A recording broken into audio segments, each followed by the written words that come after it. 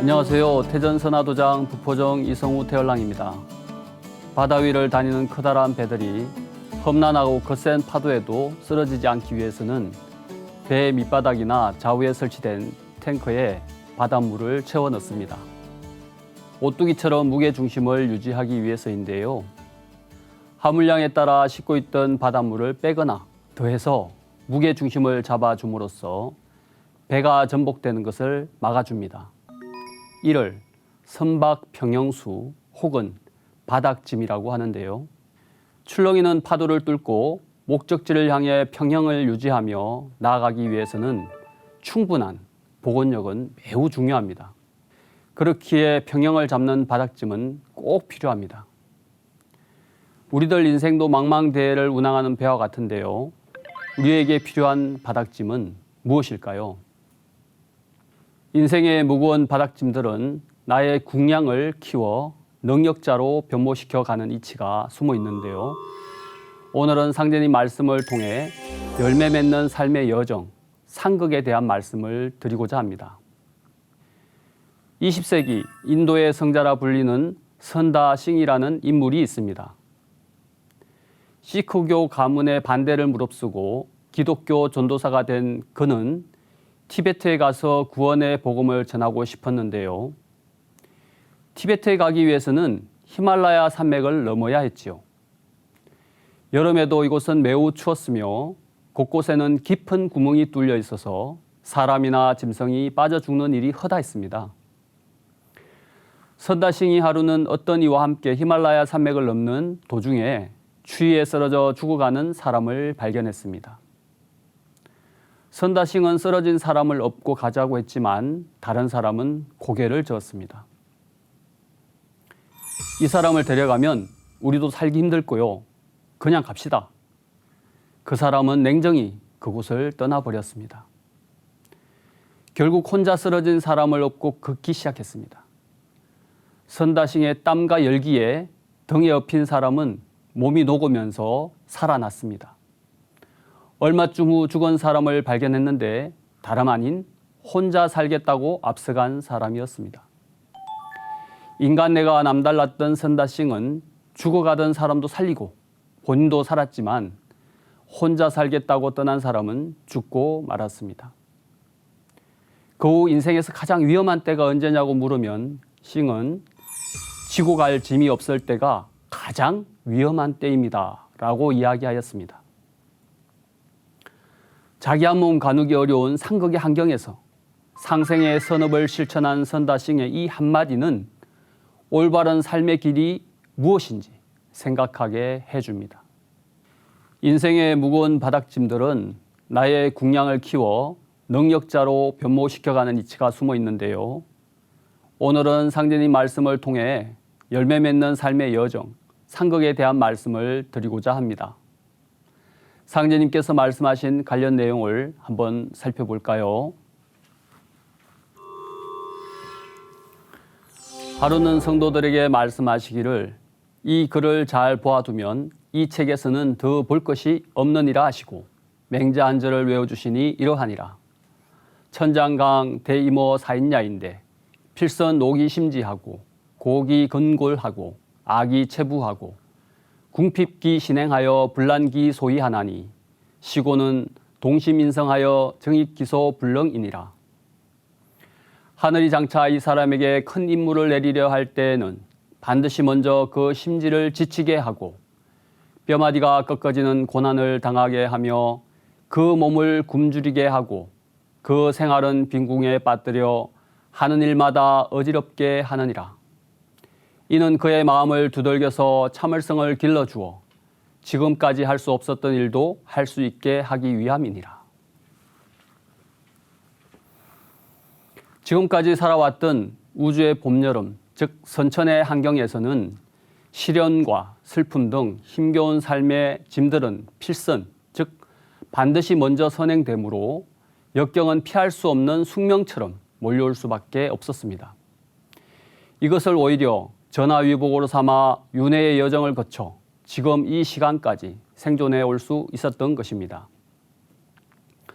그런데 때는 상극의 우주 여름을 마감 짓고 우주 한절기를 지나 우주 가을로 진입하려 합니다. 상극의 선천환경 속에서 숱한 짐을 지고 온 그 수고로움의 결과물들이 큰 결실을 맺을 때가 되었습니다.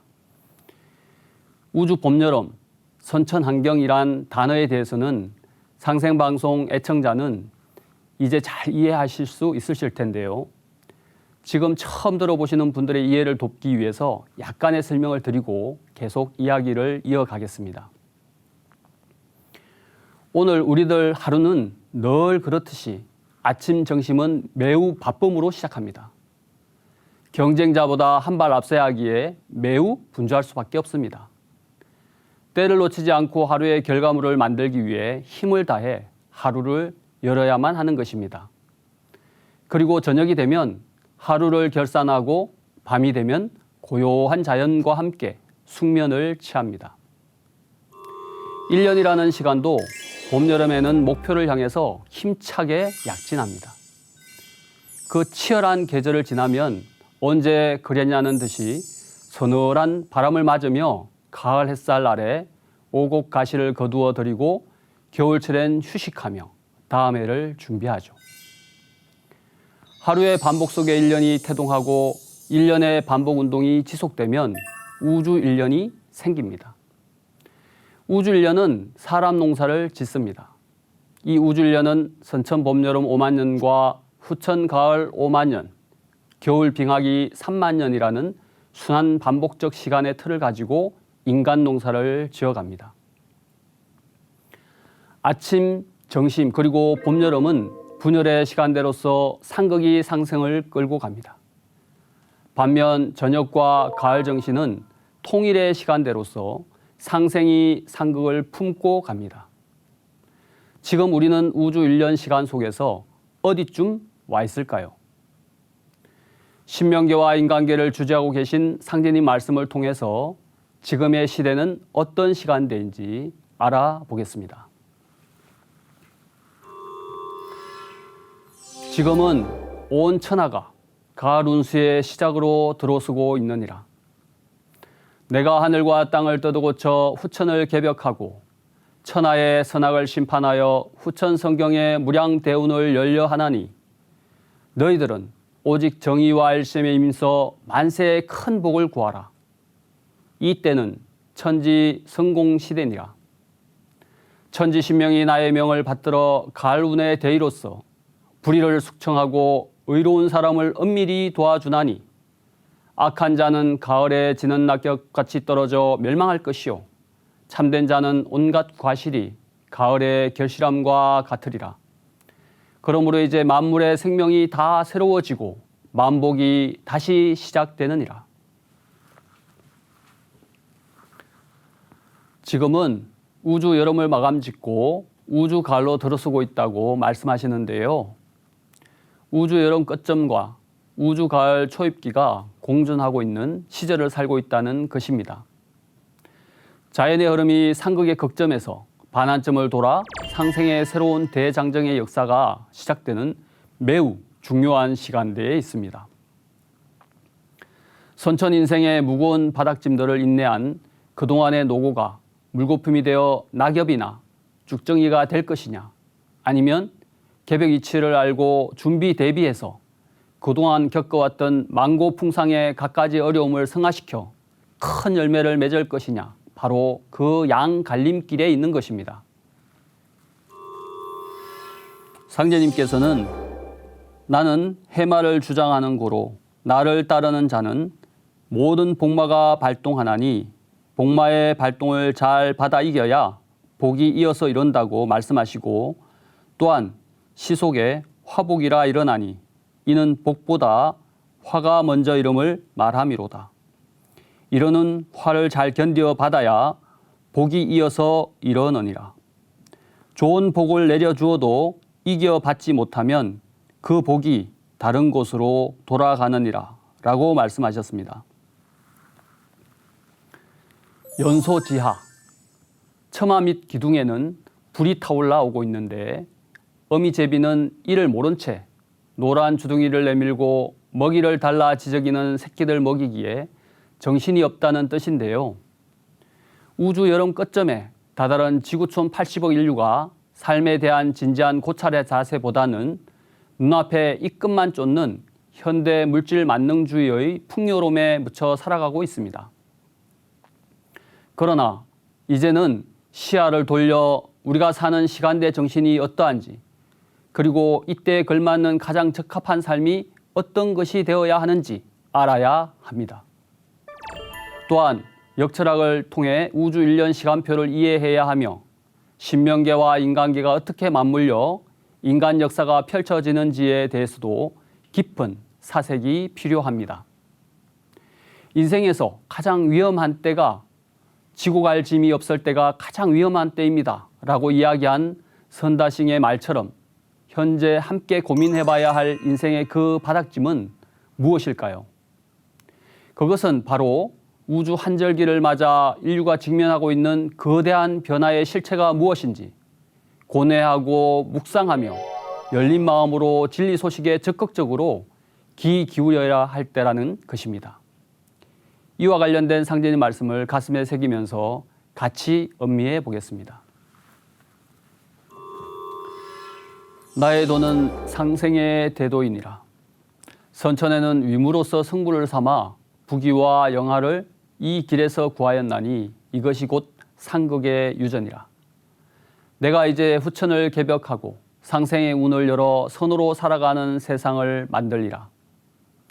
만국이 상생하고 남녀가 상생하며 윗사람과 아랫사람이 서로 화합하고 분수에 따라 자기의 도리에 충실하여 모든 덕이 근원으로 돌아가리니 대인대의의 세상이니라.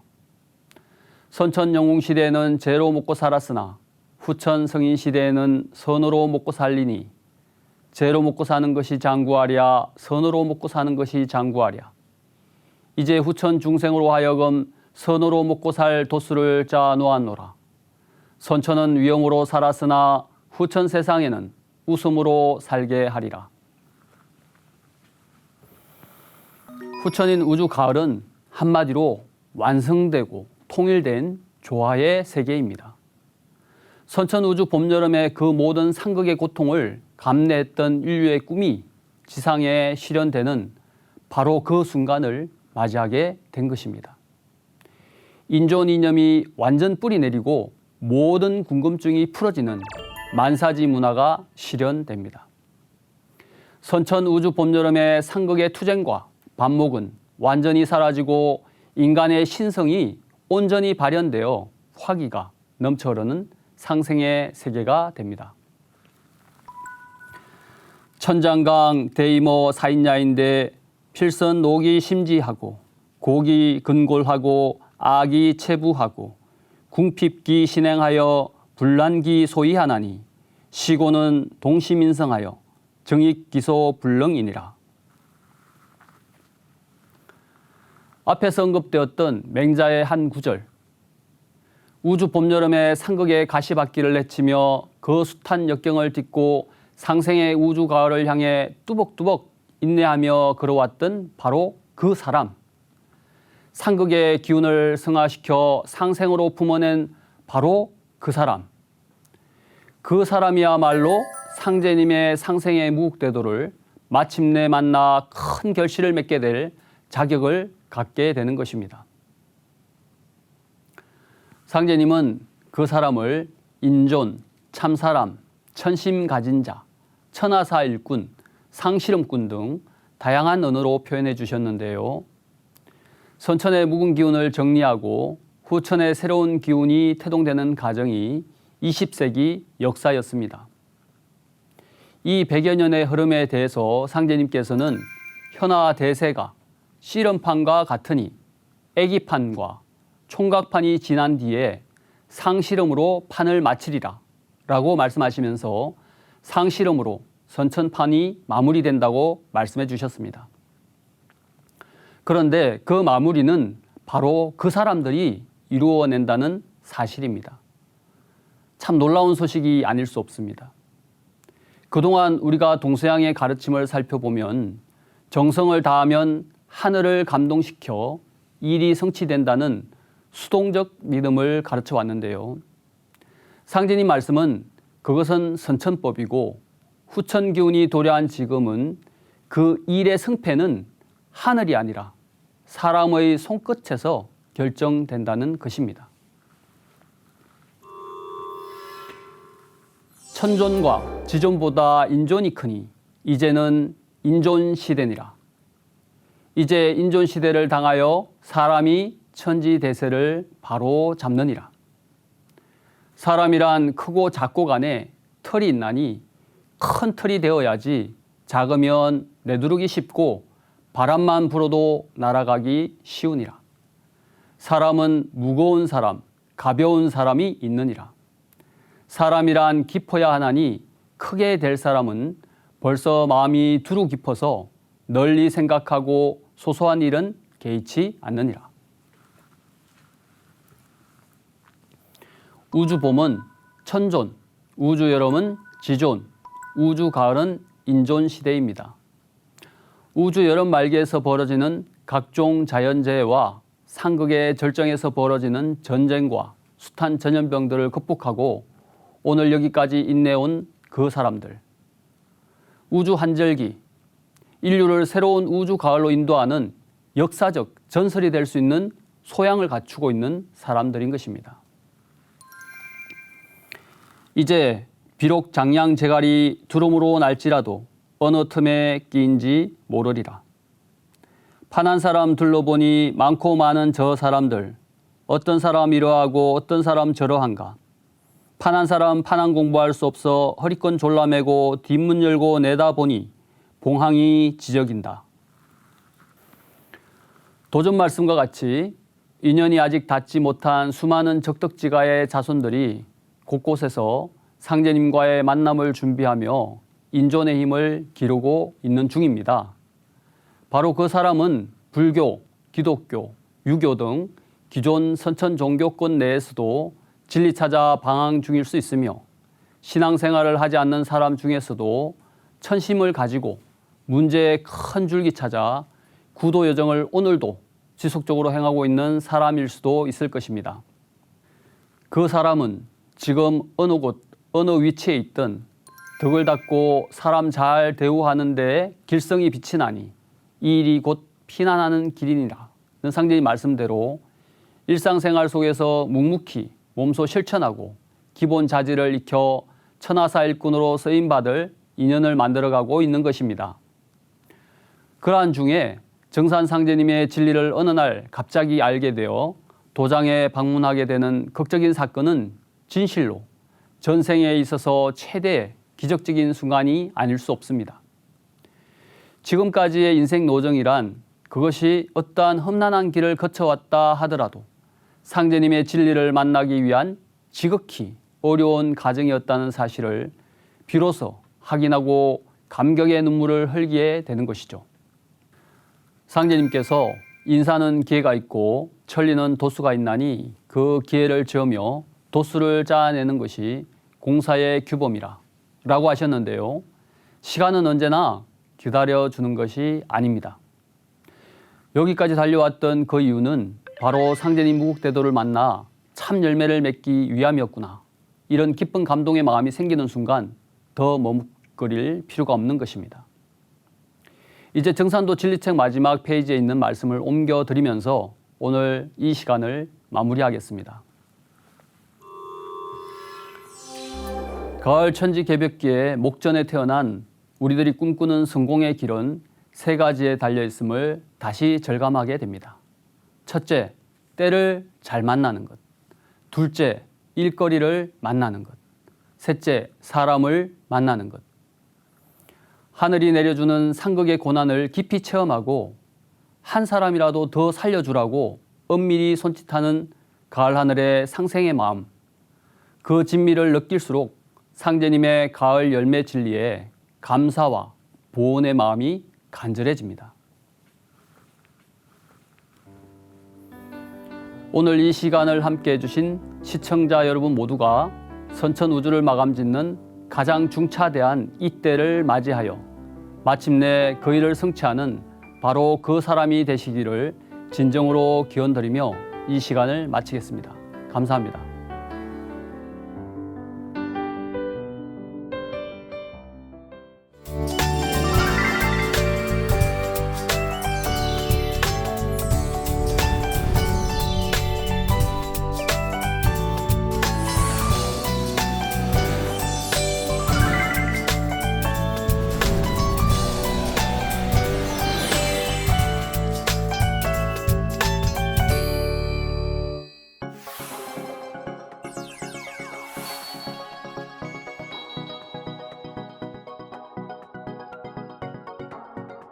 네.